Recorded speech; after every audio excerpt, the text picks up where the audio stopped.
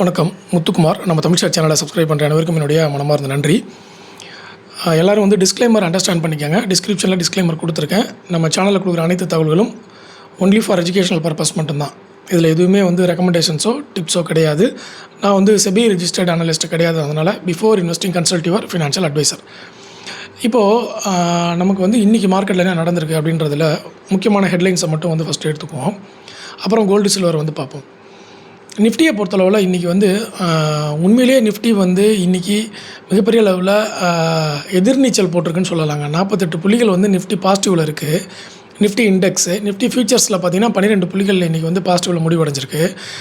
ஆனால் ஐடி செக்டாரில் இருக்கக்கூடிய அத்தனை பங்குகளும் 7% வரைக்கும் வந்து இறக்கம் கொடுத்துருக்கு. Infosys down, TCS down. இங்கே பார்த்திங்கன்னா இன்ஃபோசிஸ் வந்து 7% இறங்கியிருக்கு, டிசிஎஸ் வந்து 7% இறங்கியிருக்கு. ஓகே, கோஃபோர்ஜ் வந்து 5.7% இறங்கியிருக்கு. இது எல்லாமே வந்து நிஃப்டி 50ல் பெரிய கான்ட்ரிபியூஷனில் இருக்கக்கூடிய முக்கியமான நிறுவனங்கள். ஓகே, அது இல்லாமல் ஹிந்துஸ்தான் ஏரோநாட்டிக்ஸ் வந்து இந்த தடவை ஃபஸ்ட்டு டைமாக டிஃபென்ஸ் ப்ராஜெக்டில் வந்து இன்வால்வ் ஆகாமல் இருக்குது. ஓகே, அவங்களுக்கு வந்து ஆர்டர்ஸ் எதுவும் அலோகேட் பண்ணலை அப்படின்றத வந்து அனௌன்ஸ்மெண்ட் கொடுத்துருக்காங்க. ஹிந்துஸ்தான் ஏரோநாட்டிக்ஸும் வந்து 5.6% வந்து இன்றைக்கி டவுன் ஆகிருக்கு. இந்த இன்ஃபோசிஸ், டிசிஎஸ், கோஃபோர்ஜ், ஐடி செக்டார்லாம் இவ்வளோ டவுன் ஆகியும் நிஃப்டி வந்து க்ரீன் கலரில் இருக்குது அப்படின்னாலே அது வந்து பெரிய விஷயங்க. ஓகே, இன்றைக்கி வந்து அந்த ஐடி செக்டார் மட்டும் நமக்கு இந்த அளவு இறங்கலை அப்படின்னா மார்க்கெட் வேறு லெவலில் போயிருக்கும். அப்படி தான் நான் நினைக்கிறேன். ஏன்னா வெயிட்டேஜ் அங்கே தானே இருக்குது. இன்ஃபோசிஸ், டிசிஎஸ்லாம் வந்து மேஜர் வெயிட்டேஜ் இருக்கக்கூடிய நிறுவனங்கள். அதில் தான் கான்ட்ரிபியூஷன் நிஃப்டி 50ல் இருக்கக்கூடிய மேஜர் கான்ட்ரிபியூஷன் அவங்க தான். அவங்க வந்து 7% இறங்கியிருக்காங்க அப்படின்னா அது வந்து ரொம்ப டேஞ்சரான விஷயம். அதையும் தாண்டி நிஃப்டி வந்து நமக்கு க்ரீனில் இருக்குன்னா அது அதை விட ஒரு பெரிய விஷயம். பயங்கரமான எதிர்நீச்சல் போட்டிருக்கு நிஃப்டி அப்படின்னு சொல்லலாம். அதில் அந்த ஐடி செக்டாருக்கு வந்து சாஸ் அப்படின்னு சொல்லுவாங்க, SaaSன்னு சொல்லிட்டு. ஸோ அந்த சாஃப்ட்வேர் சர்வீசஸ் எல்லாமே வந்து டவுனாக போகும் இனிமேல் ஏஐ வந்தனால அப்படின்னு சொல்லிட்டு கடந்த ஒரு வாரமாக பேசிக்கிட்டு இருந்தாங்க. அது வந்து இன்றைக்கி கம்ப்ளீட்டாக வந்து இம்பேக்டாக வந்து காமிச்சிருச்சு ஐடி செக்டாரில். ஓகே, அதுக்கப்புறம் இப்போ வந்து நமக்கு ஒரு தகவல் கொடுத்துருக்காரு. யார்? என்விடியாவோட சிஇஓ வந்து தகவல் கொடுத்துருக்காரு. ஜென்சன் அப்படின்றவர் என்விடியாவோட சிஇஓ. எப்போனா இப்போ மார்க்கெட்டில் இறங்கி முடிச்சதுக்கப்புறம் சொல்லியிருக்காரு. ஐடி ஃபுல்லாக டவுன் ஆனதுக்கப்புறம் இந்த மாதிரி சாஃப்ட்வேர்ஸை வந்து ஆர்டிஃபிஷியல் இன்டெலிஜென்ஸ் வந்து டவுன் பண்ணும், அதை ரீப்ளேஸ் பண்ணுன்னு சொல்கிறது வந்து இல்லாஜிக்கலான ஒரு ஐடியாவாக இருக்குது.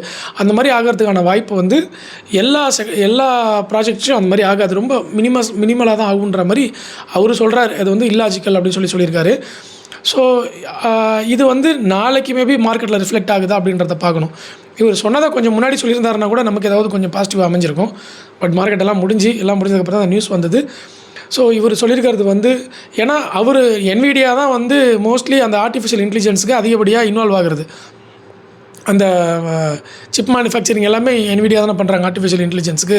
ஸோ அவங்களே இந்த மாதிரி சொல்லும் பொழுது சாஃப்ட்வேர் அண்ட் ரிலேட்டட் டூல்ஸ்க்கு வந்து ரீப்ளேஸ்மெண்ட்டாக ஏஐ வராது அப்படின்னு அவர் சொல்கிறாரு. ஓகே, அது வந்து லாஜிக்கலாக இல்லைன்ற மாதிரி அவர் சொல்கிறாரு. அதனால் அது எடுத்துக்கப்படுதா அப்படின்றத வந்து நாளைக்கு பார்க்கணும்.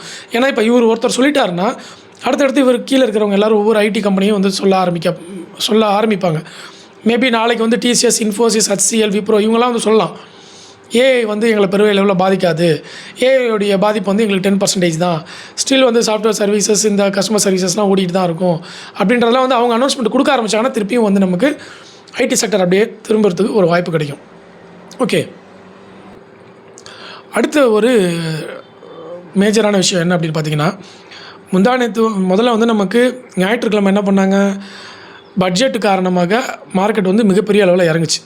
750 பாயிண்ட்ஸ் வரைக்கும் டவுனில் போயிட்டு அப்புறம் 500 சம்திங்கில் வந்து மார்க்கெட் முடிஞ்சுது, டவுனில் போச்சு. அதுக்கப்புறம் நேற்றுக்கு என்ன பண்ணாங்க, டேரிஃப் வந்து இந்தியாவோட டேரிஃப் வந்து 18% தான் சொல்லி நியூஸ் பேப்பர்லலாம் வந்தது, நியூஸ் சேனல்லாம் வந்தது, நம்மளும் பார்த்தோம். வந்தோடனே மார்க்கெட் 700 பாயிண்ட்ஸ் அப்பு. ஓகே, இதில் கேப் அப் வேறு நேற்று கேப் அப் நடக்கும்போதே நிறைய பேர் முடிவு பண்ணியிருப்பாங்க கண்டிப்பாக அந்த கேப்பை ஃபில் பண்ணுறதுக்கு ஒரு டவுன் வந்து மார்க்கெட்டில் வரும் அப்படின்றது எல்லாருக்குமே தெரியும். அதே மாதிரி கேப் டவுன் வந்துச்சுனாலும் அந்த கேப்பை வந்து ஃபில் பண்ணுறதுக்கு ஒரு அப்சைட் மார்க்கெட் வரும். ஸோ அந்த மாதிரி இருக்கும் பொழுது நேற்றுக்கு மார்க்கெட்டு 700 புள்ளிகள் எல்லாருமே முடிஞ்சதுக்கப்புறம் தான் சொல்கிறாங்க. என்ன பண்ணுறது, மார்க்கெட் அப்படி தான் டிசைன், அப்படி தான் மார்க்கெட் வந்து ரோல் ஆகிட்டுருக்கு. நியூஸ்க்கு தகுந்த மாதிரி மார்க்கெட் வந்து அசைச்சிக்கிட்டு இருக்கு. ஸோ நேற்றுக்கு ஈவினிங்கே நைட்டு வந்து என்ன ஒரு நியூஸ் வந்துச்சுன்னா, அதிகாரப்பூர்வமான தகவல் இந்திய அரசாங்கத்திலேருந்து வந்தது. யூஎஸ் இந்தியா டேரிஃப் வந்து இன்னும் முடியலை, சில ப்ராடக்ட்டுக்கு மட்டும்தான் 18% லெவலில் இருக்கும். மீதி ப்ராடக்ட்லாம் இன்னும் பேசிக்கிட்டு இருக்கோம். இன்னும் 2-3 நாட்களில் முழு டேரிஃப் வெளியே வரும். அதுக்கப்புறம் நாங்கள் அனௌன்ஸ்மெண்ட் கொடுப்போம்னு சொல்லி இந்திய அரசாங்கத்தின் தரப்புலேருந்து நேற்றுக்கு நைட்டே வந்து இன்ஃபர்மேஷன் கொடுத்துட்டாங்க. ஆனால் நம்ம என்ன பண்ணிட்டோம், 18% வந்து டேரிஃப் க்ளோஸ் ஆகிடுச்சு, ரொம்ப பெஸ்ட்டு டேரிஃப்னு சொல்லி மார்க்கெட்டை ஏற்றி 700 பாயிண்ட்ஸ் கிட்டத்தட்ட கொண்டு போய் போட்டோம், மேலே ஏற்றியாச்சு. ஸோ நேற்று ஈவினிங் நைட்டு இந்த மாதிரி நியூஸ் வரும். சரி, இன்றைக்கி காலையில் மார்க்கெட் போச்சு போல் நெகட்டிவ். ஏன்னா நேற்று ஏறின அந்த 700 புள்ளிகளுக்கு வேல்யூ இல்லாமல் போயிடுச்சுன்னா அந்த 18% நியூஸே வந்து ஒரு வேலிட் இல்லாத நியூஸுன்றப்போ நம்ம என்ன பண்ண முடியும். இன்றைக்கி இறங்கிடுமோன்ற பயத்திலேயே தான் வந்து நான் மார்க்கெட் ஓப்பன் பண்ணேன். ஆனால் மார்க்கெட் இறங்கலை, ஏதோ தப்பி பொழைச்சி ஒரு 48 புள்ளிகள் நிஃப்டி வந்து பாசிட்டிவில் வந்துருச்சு. இதில் முக்கியமான விஷயம், ஐடி செக்டார் டவுன் ஆகியும் வந்து நமக்கு நிஃப்டி சஸ்டெயின் ஆகிறது ரொம்ப ஆச்சரியமான ஒரு விஷயமா இருக்குது. ஆனால் இதை வந்து காப்பாற்றினது எதுன்னு பார்த்திங்கன்னா, ஆயில் அண்ட் கேஸ் வந்து ஓரளவுக்கு நமக்கு காப்பாற்றி விட்டாங்க. ஆயில் அண்ட் கேஸில் இருக்கக்கூடிய எல்லா நிறுவனங்களுமே நிஃப்டியில் ONGC, ஆயில், அதுக்கப்புறம் பிபிசிஎல், HPCL இதெல்லாமே வந்து கொஞ்சம் பாசிட்டிவில் வந்து நம்ம கொண்டு போனாங்க. கன்சியூமர் டியூரபிள்ஸ் வந்து 2.6% வந்து அந்த செக்டார் ஏற்றம் கொடுத்துருக்கு.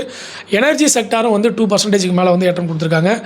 அதுக்கப்புறம் பப்ளிக் செக்டார் எல்லாமே கம்ப்ளீட்டாக வந்து ஏற்றம் கொடுத்துருக்காங்க. பப்ளிக் செக்டரில் நிறைய கம்பெனிகள் நேரோ ரேஞ்சில் இருக்குது இந்த இயரில். தயவுசெய்து நேரோ ரேஞ்ச் எல்லோரும் பாருங்கள். அப்படி இல்லைனா நான் வந்து அதுக்கு தனியாக திருப்பியும் வீடியோ போடுறேன். 2026 இன்னும் நேரோ ரேஞ்ச் வீடியோ போடலைன்னு நினைக்கிறேன்.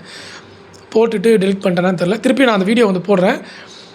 எல்லோரும் வந்து அதை பாருங்கள், இந்த வருஷம் எதெல்லாம் நேரோ ரேஞ்சில் இருக்குதுன்னு. சிபிஇ செக்டாரே வந்து நேரோ ரேஞ்சில் தான் இருக்குது. அப்போ அந்த செக்டாரில் இருக்கக்கூடிய ஸ்டாக்ஸில் எது நேரோ ரேஞ்சில் இருக்குன்றதை பார்க்கணும். அதில் எது வந்து நல்ல ஒரு வேல்யூஷன் இருக்குன்றதை பார்க்கணும் ஃபண்டமெண்டலாக. அந்த மாதிரி ஸ்டாக்ஸ்லாம் வந்து நம்ம கொஞ்சம் யூஸ் பண்ணலாம். ஓகே, அந்த மாதிரி ஸ்டாக்ஸ்லாம் நம்ம கொஞ்சம் பிஎஸ்சி செக்டார் ஏறும்போது அந்த ஸ்டாக்ஸும் சேர்ந்து ஏறுறதுக்கான ஒரு அதிகப்படியான வாய்ப்பு இருக்குது. அதை வந்து நம்ம செக் பண்ணணும். அதுக்கப்புறம் பார்த்திங்கன்னா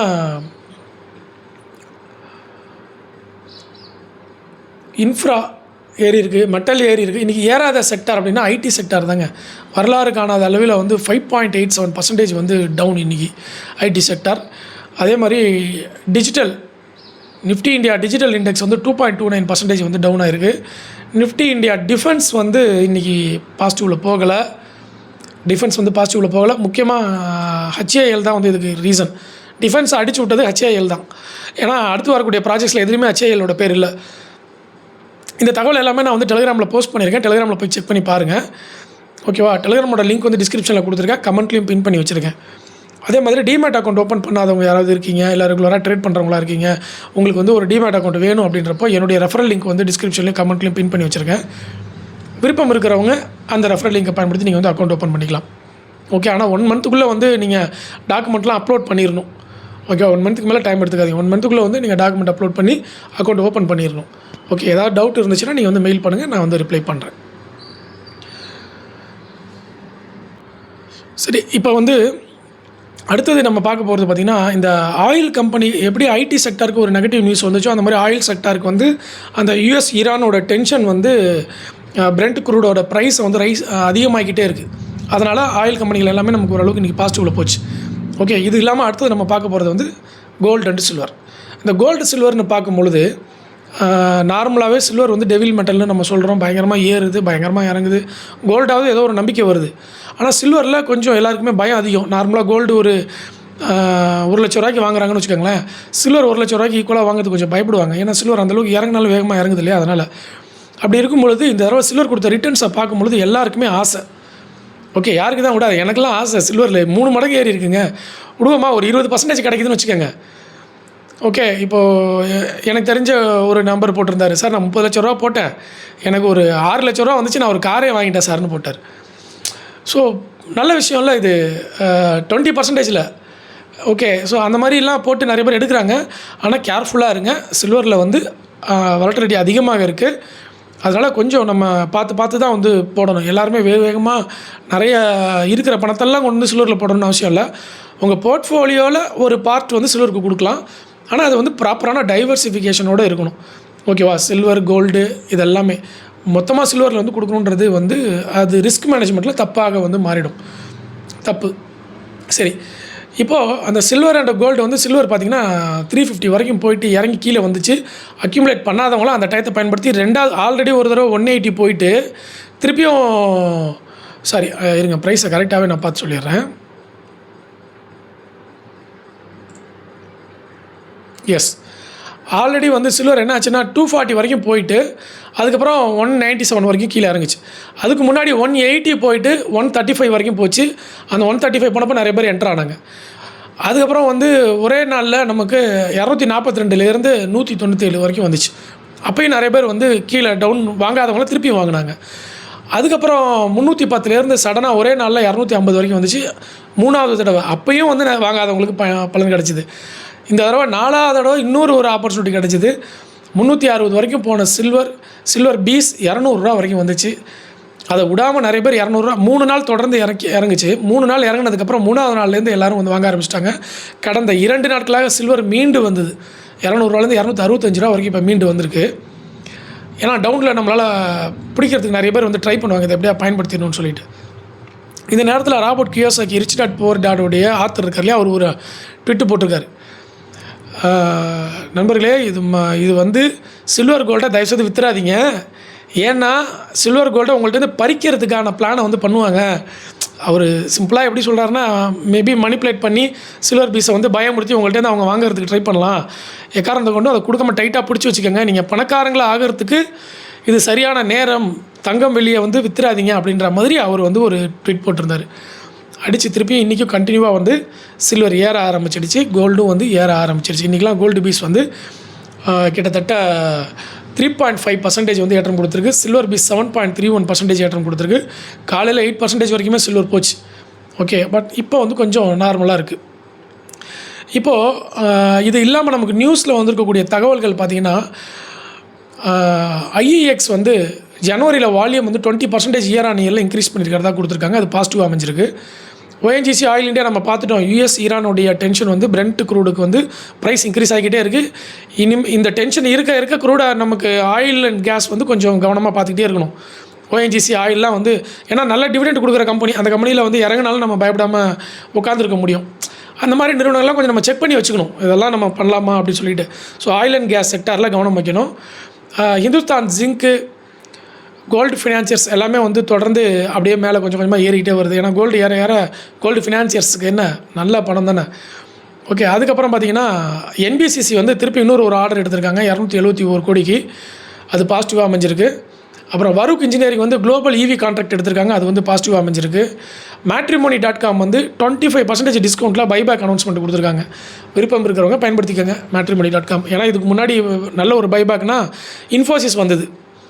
1500 ப்ரைஸ் இருக்கும்போது 1800 பைபேக் கொடுத்தாங்க. கிட்டத்தட்ட 20% கொடுத்தாங்க. நிறைய பேர் அப்ளை பண்ணாங்க. நிறைய பேர் டேக்ஸ் கட்டணுமேனு சொல்லிட்டு அப்ளை பண்ணாமல் விட்டுட்டாங்க. இப்போ வந்து மேட்ரிமோனியில் நல்ல ஒரு 25% டிஸ்கவுண்ட்டில் பைபேக் வந்திருக்கு. அது செக் பண்ணிக்கோங்க வேணுன்றவங்க.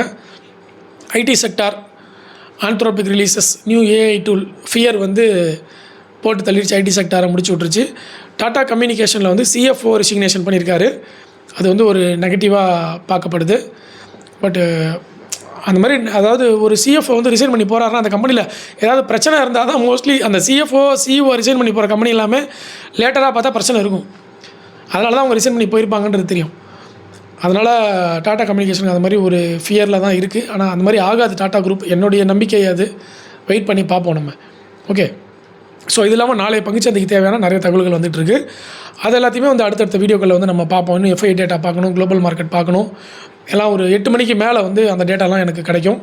அந்த டேட்டா எல்லாமே நாளைய பங்குச்சந்தைக்கு தேவையான தகவல்களை நான் வந்து போஸ்ட் பண்ணுறேன். இந்த வீடியோ பயனுள்ளதாக இருந்தது அப்படின்னா கண்டிப்பாக லைக், கமெண்ட், சப்ஸ்கிரைப் பண்ணிவிடுங்க. நான் சொன்ன மாதிரி டெலிகிராம் லிங்க் டிஸ்கிரிப்ஷனில் கொடுத்துருக்கேன். கமெண்ட்லையும் பின் பண்ணுறேன், ஜாயின் பண்ணிக்கோங்க.